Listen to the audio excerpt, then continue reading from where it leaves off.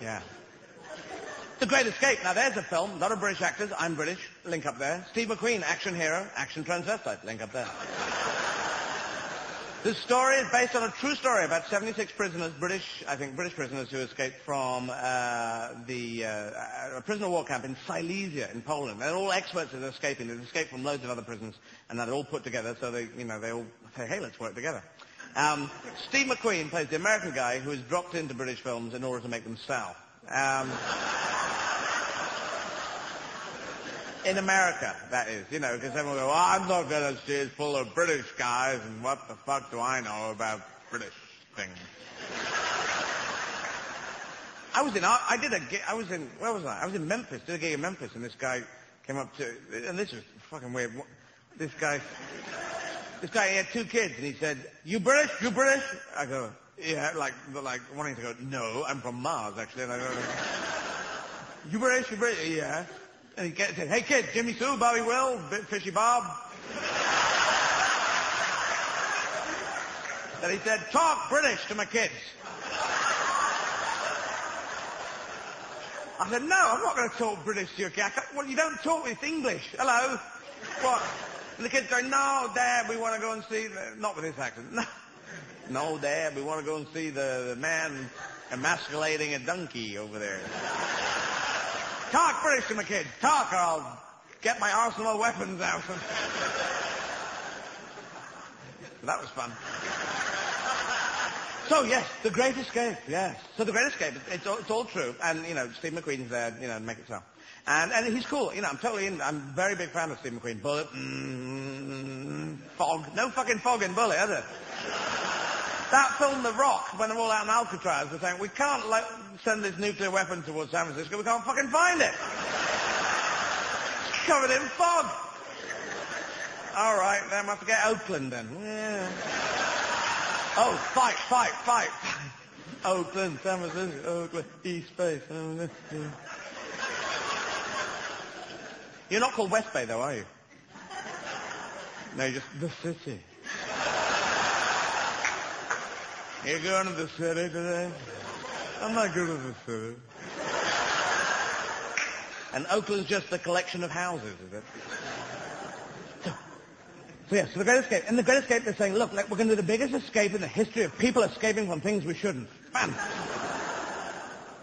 And Steve isn't really part of it. He's just hanging out and he's playing baseball and he's running about and does a bit of an escape, gets caught, covered in mud, stuff like that. But the British are working away. They're digging 3 tunnels, Charlie, Barley and Farley. No, 4 tunnels, Charlie, Barley, Farley and Wally. No, 5 tunnels, Charlie, Farley, Wally. No one expects the Spanish tunnel king. And they're digging away, and there's people in charge of shoring it up with wood, people putting breathing apparatus into it, people putting things on trolleys, lighting apparatus, people disguising the entrance to the tunnel so it looks like a kibbutz or something. People saying, I've got my uniform, so I turn it inside out, raise the collar, turn my buttocks into a hat, and I now look like a German officer. But I have no buttocks. Jawohl, mein Herr, casa dieser Weise eine willige Lache willkommen.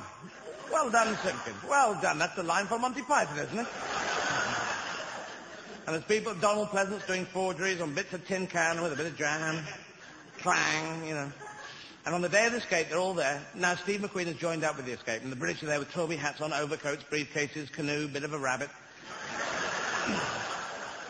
And Steve's just there in his jeans and a T-shirt, I think I remember.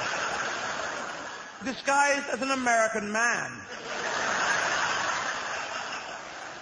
He romps out, jumps on a motorbike, knocks the guy off, whoom! Within 15 minutes, he's on the borders of Switzerland. This is from Poland. And if you don't know the geography, it goes Poland, Czechoslovakia, Holland, Venezuela, Africa, Beirut. The Hanging Gardens of Babylon, and then Switzerland. Where the Nazi gold comes from.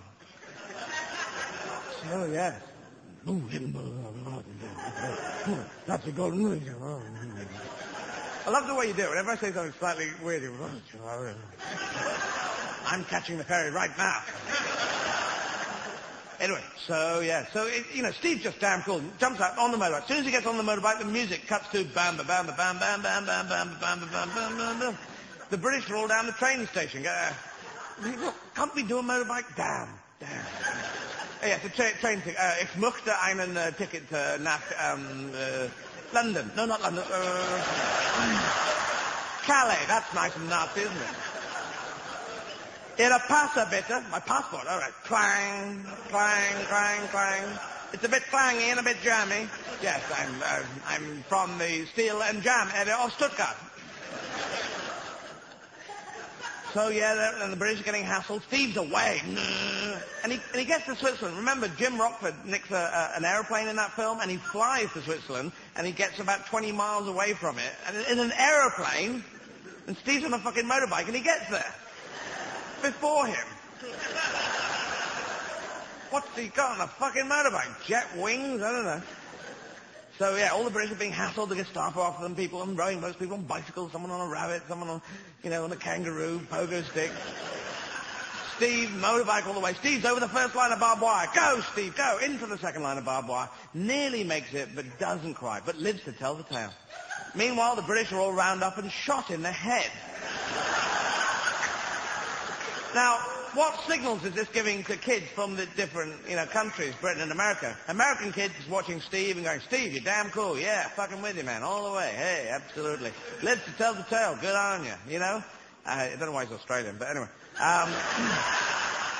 Absolutely good eye. But we're just watching it and think, we're fucked. No matter all that planning, the logistics, everything, we get fucking blown away. Fish and chips on my shoulder.